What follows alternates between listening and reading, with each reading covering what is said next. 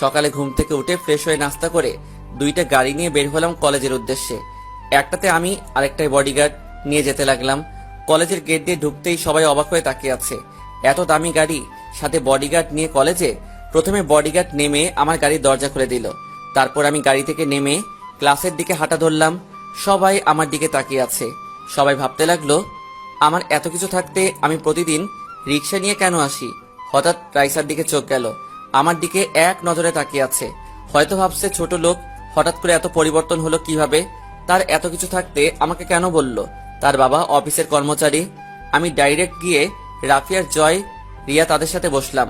বন্ধুরা আমার দিকে তাকিয়ে আছে। কি রে, কেমন আছিস? আপনি কি ভাই?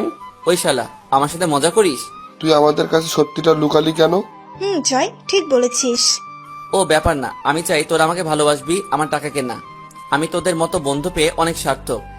আমি আমার বাবার ক্ষমতায় চলতে চাই না, কিন্তু এখন দেখি টাকাই সব।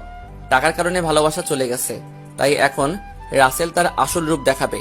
ওই রাইসাকে বুঝিয়ে দিব টাকা থাকলে সবকিছু হয় না। সবই বুঝলাম, কিন্তু তুই এখন কি করবি? প্রথমে আগে ওই আসিফ ছেলেটাকে শাস্তি দিব, তার সব অপকর্ম সবার কাছে ফাঁস করব। তারপর রাইসাকে এমন শাস্তি দিব যেন আর কোনো ছেলের সাথে ভালোবাসার নাটক না করে। তোরা আমাকে জানাবি আসিফ কি করে, কোথায় যায়, সব খবর আমাকে দিবি। আমরা সবাই আছি তোর সাথে, তোকে ওর সব খবর এনে দিব। ঠিক আছে, চল, ক্লাসের সময় হয়ে গেছে। চল। তারপর আমরা সবাই ক্লাসে চলে গেলাম। আমি আর রাফি একসাথে বসলাম। ক্লাসের সবাই আমার দিকে তাকিয়ে আছে। রাইসার দিকে তাকিয়ে দেখি আমার দিকে তাকিয়ে আছে। আমি তাকাতেই রাইসা চোখটা নিচের দিকে নামিয়ে নিল। সব ক্লাস শেষ করে বাসায় চলে আসলাম।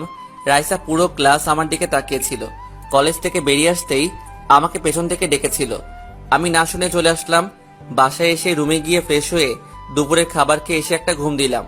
বিকেলে ঘুম থেকে উঠে ফ্রেশ হয়ে খেলার মাঠে চলে গেলাম। খেলা শেষ করে বাসায় চলে আসলাম। বাসায় এসে রুমে গিয়ে পড়তে বসলাম।